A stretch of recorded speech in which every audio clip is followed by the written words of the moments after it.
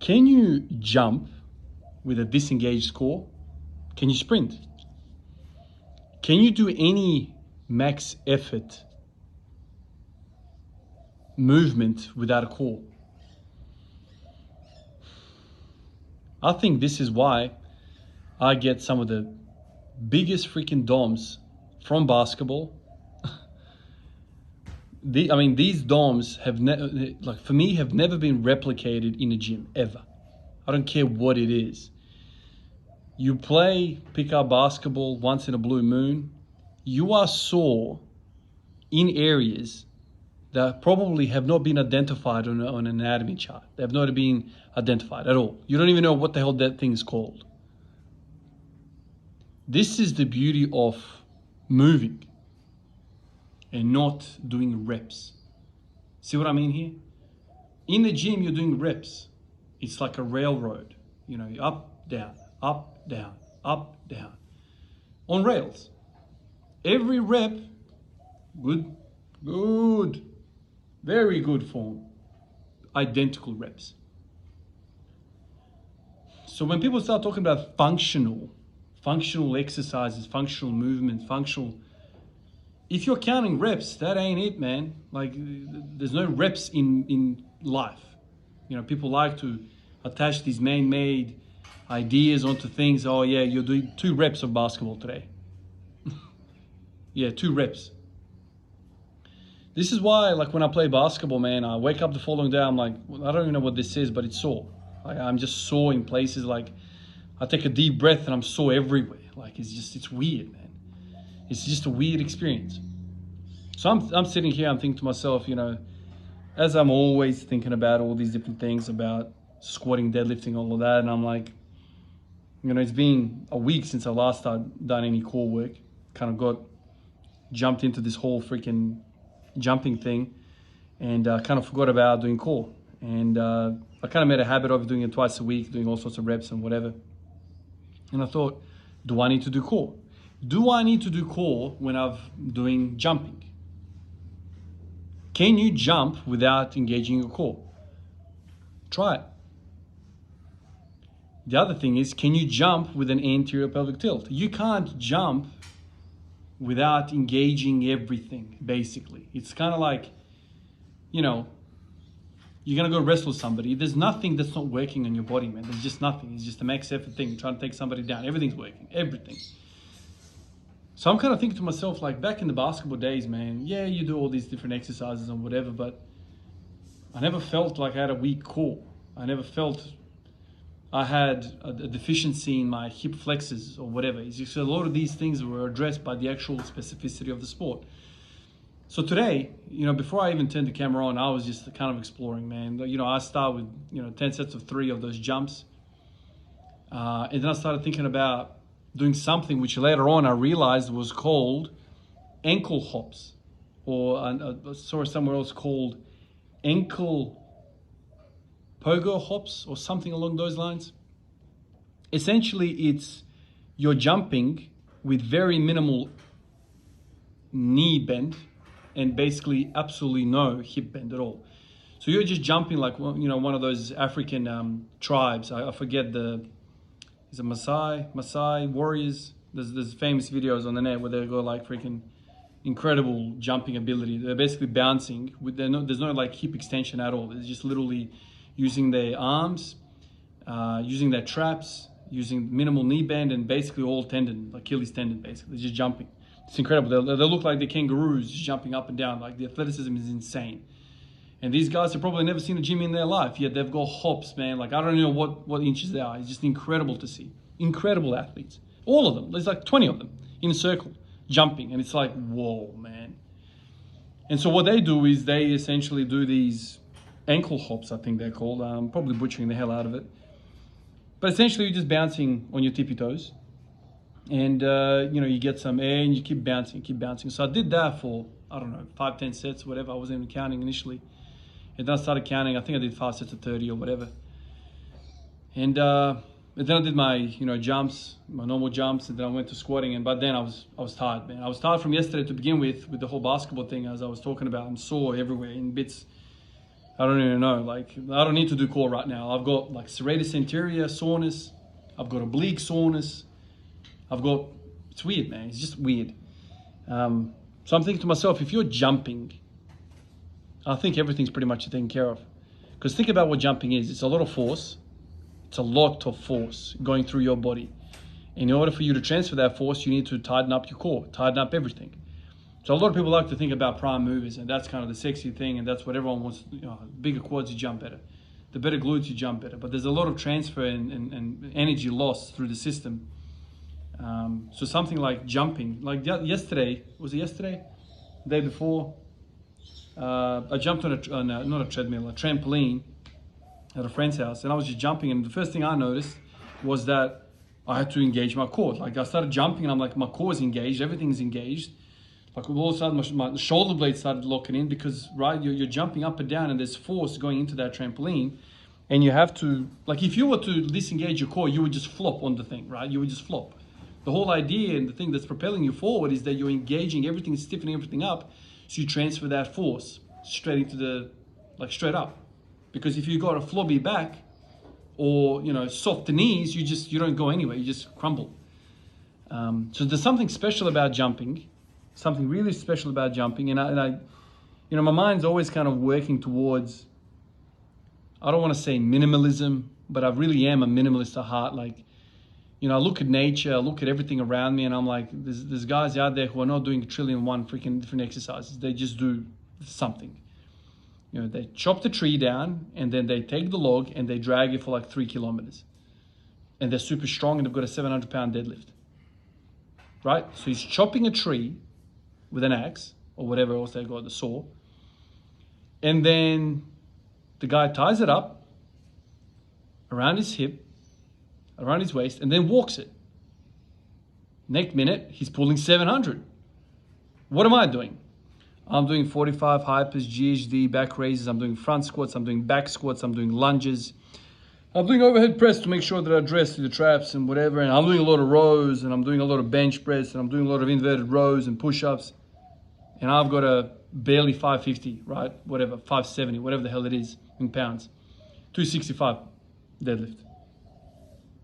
What I really need to do for myself is go find myself a tree and an axe and just smash that shit down, tie it up and take it home.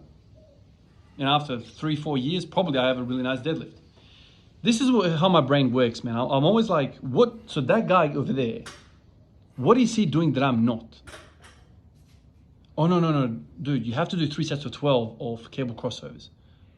My friend, how many reps did that bloke do that chopped the tree down? How many reps? Let's talk about how many reps. And this is where this science community of optimization drives me insane. What are you talking about, man? So what? You got untrained athletes, put them in a circle, you hugged each other, and then you came up with a paper, and you're publishing the paper, and all these dudes are now reading this paper, and this is the gospel now. How about we find the hardest people, the hardest freaking miners, people working in these freaking lumberjacks, man, like the hardest people. How about you test those people out? Never seen a freaking barbell in their life, pull 700. That's something to be studied. What is about their movement in their life that makes them strong?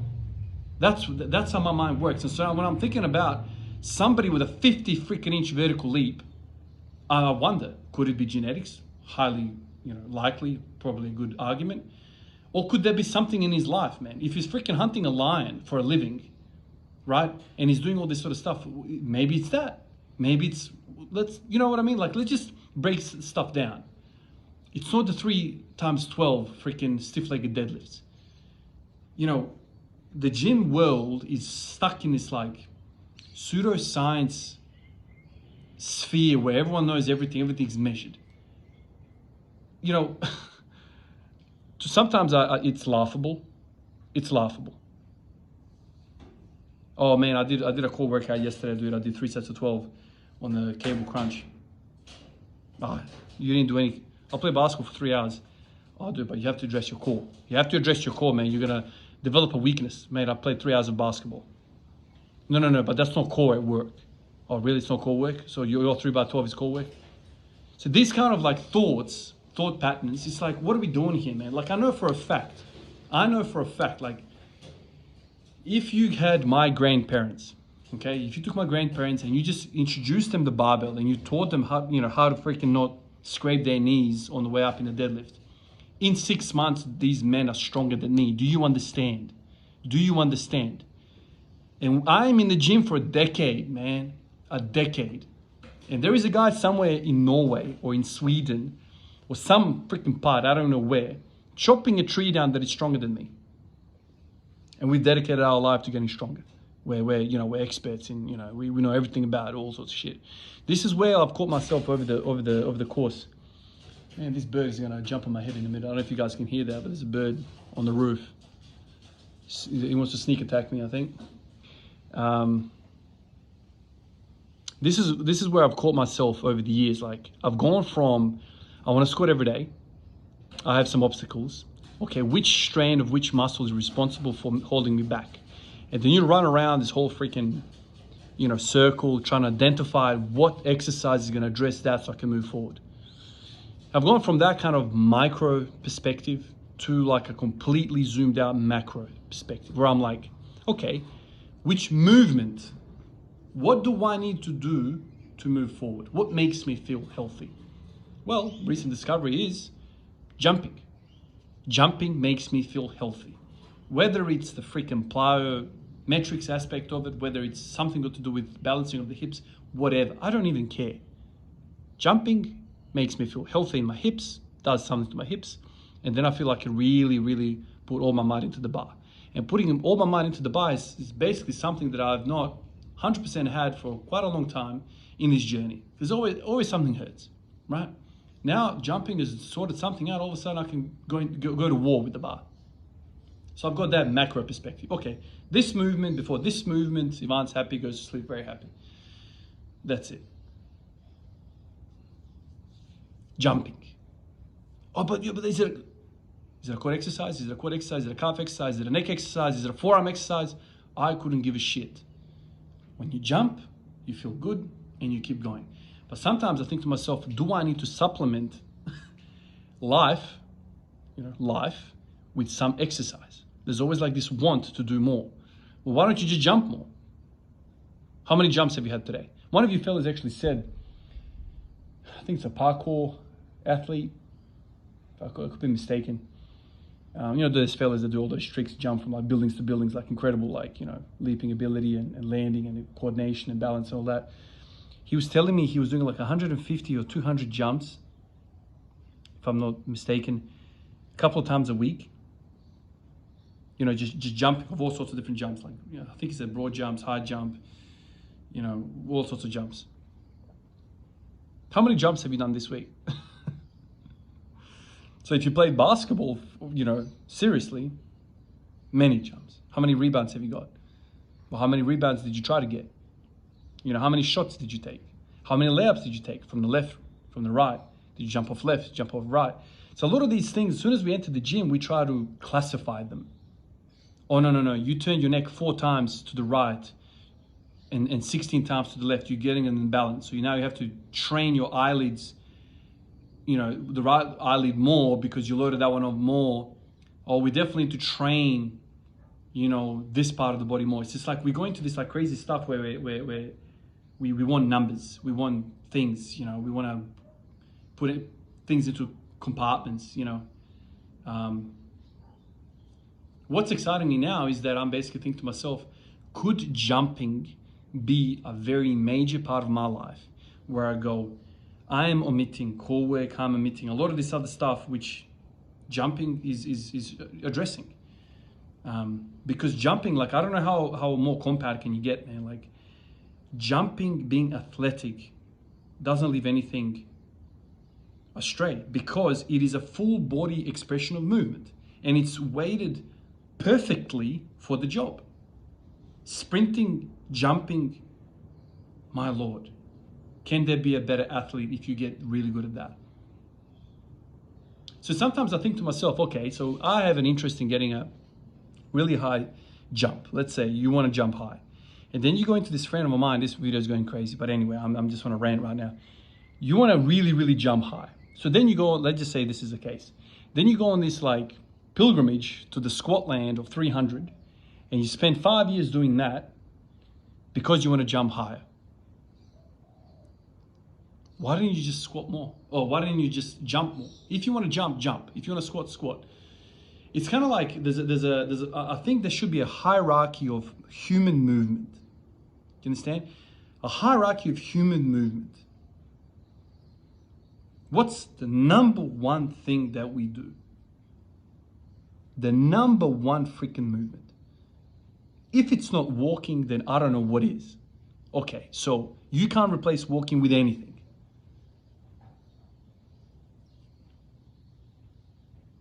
Hierarchy. Let's do those things. Run, jump, walk. I'm just basically trying to work out why jumping feels so good. And can jumping now assume a very, very high importance in my training? Can it? What muscle is not working when you jump? What muscle is not working when you wrestle? What muscle is not working when you're sprinting? Which one? It's interesting. Power training is interesting because there is no prisoners. There's no prisoners. It's all gone. Every muscle is gone. There's nothing left. Whereas you can squat, and let me tell you, you can squat every which way and turn things off. You can't do it. You just bias what's not working. But with sprinting and all this sort of stuff, I just feel like it's natural and nothing is left. There's nothing left. Or your quads are really, really weak, so let's just lean over in the squat. That doesn't happen when you jump.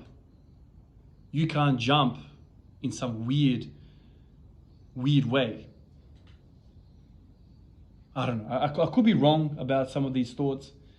But like as I'm sitting here, I'm thinking to myself like, all right, where do I stand with core now? Do I need to train my core if I'm jumping all this time? Today I jumped. I did the ankle hops. I did the big jumps. I don't know how many sets I did all up, but there was a lot of them. I was thinking about even like doing run up, like a layup, jump off the left, jump off the right. And I think to myself, man, like I haven't felt like this for years. This healthy, this athletic, this strong. It's just all in all good, and I'm just wondering why it is. And I want to run down the track of trying to identify what's happening in jump. No, I'm not going down there. There's something about hierarchy of movement, and this thing is way higher than all this other crap that I've been doing. Kickbacks, or do clamshells. Doing clamshells for what?